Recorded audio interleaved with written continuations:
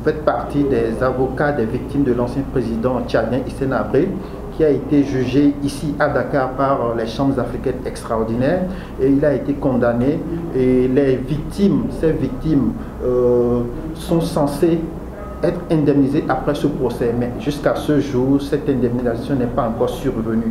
Que se passe-t-il, Maître Ndiaye? Oui, il se passe des choses qu'on n'aurait jamais dû imaginer, ou des choses qu'on n'aurait jamais dû attendre, tellement tout le process a été loué par tout le monde, a été magnifié. On n'aurait jamais pu penser qu'après la culpabilité, après la réjouissance des victimes, qu'on serait dans cette période d'incertitude, dans cette période de doute, quant à la matérialisation des indemnisations.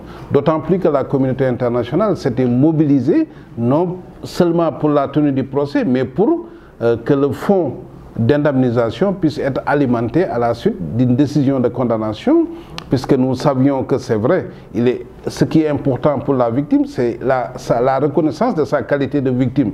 Mais cette victime également a tout perdu. Elle a besoin d'être indemnisée, mais surtout elle a besoin d'être réhabilitée. Et elle ne peut pas l'être si, évidemment, il y avait un goût inachevé d'un procès aussi historique pour l'Afrique, où l'Afrique avait des enjeux, des défis majeurs à relever. Et c'est pourquoi, après le procès, quand on a senti ce vide autour des victimes, une sorte d'amnésie subite, tout le monde fait comme si ce procès était terminé. Or, nous étions à mi-chemin de ce procès, après la culpabilité, la déclaration de culpabilité définitive, les indemnisations. Le fonds tarde à être mis en place. On ne sent plus cette synergie. Il faut peut-être expliquer le fonds, comment ça se passe. Oui, le fonds, nous sommes en matière de crimes de masse. C'est ce qu'on appelle communément les crimes contre l'humanité, crimes de guerre, crimes de génocide. C'est des crimes que souvent les présumés coupables, et qui deviennent forcément des coupables réels après la décision de condamnation, nous savons que ces personnes supportent les dommages qui résultent de leurs faits pour lesquels ils ont été condamnés.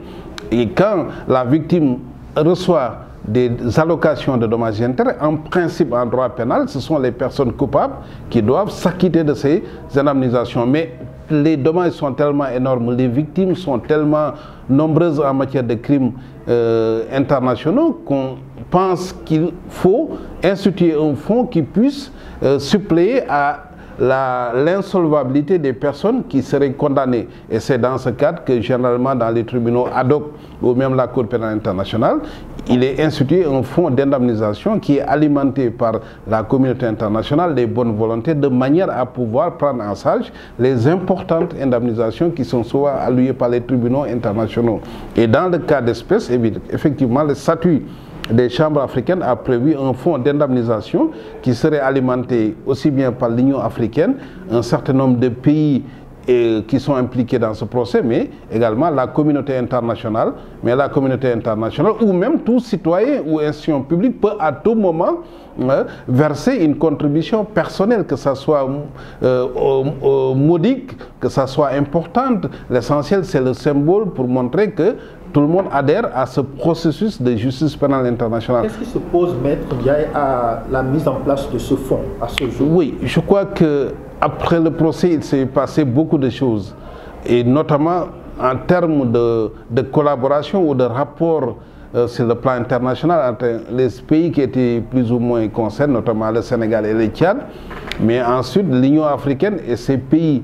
Et nous savons qu'il y a eu des échéances au niveau de l'Union africaine où les protagonistes venaient de ces pays, comme le Sénégal, au niveau de la présidence de la Commission. Il y a eu des tiraillements, des élections qui se sont passées. Et je crois il y a eu en tout cas des sortes d'incompréhensions qui se sont posées. Et ce qu'on pense, en tout cas nous acteurs impliqués, c'est que le Sénégal a pensé qu'on ne lui a pas rendu la monnaie après oui, d'avoir pris ce risque, d'avoir mobilisé ses moyens infrastructurels, ses moyens financiers. Le Sénégal a contribué, d'avoir facilité la tenue de ce procès. Mais après, ce qui s'est passé par la suite, tout le monde le sait. Et ce qui fait que le Sénégal s'est subitement désintéressé de ce procès et surtout de ce mandat que l'Union africaine lui avait confié. Et cela, évidemment, a produit les conséquences que nous connaissons aujourd'hui, parce qu'en principe, c'est le Sénégal qui aurait dû abriter logiquement ce fonds, puisque d'abord le procès s'est tenu au Sénégal, mais c'est le tribunal de grande instance de Dakar qui est habilité, en tout cas qui est l'organe chargé d'exécution de la décision qui a été rendue au finish. Donc si le Sénégal dit que ce fonds ne m'intéresse plus, après avoir accompli tant de sacrifices, évidemment, c'est qu'il y a quelque chose qui ne va plus en tout cas, et c'est ça le grand énigme qui tourne autour de ce procès. Si on vous suit bien, le Sénégal était le pays le mieux placé pour abriter ce fonds-là. Mais puisque le Sénégal rechigne à le faire, il n'y a pas un autre pays qui est qualifié pour héberger ce fonds? Oui, je pense qu'au-delà du Sénégal, peut-être le Tchad, qui est le pays dont ressortent la plupart des victimes. Il y a aussi le siège de l'Union africaine, à Éthiopie, la Addis Abeba. Mais je pense qu'il y a des tractations. Je me dis que peut-être qu'il y a toujours des petits espoirs qui font qu'on veuille attendre de manière à faire revenir le Sénégal sur ses ressentiments.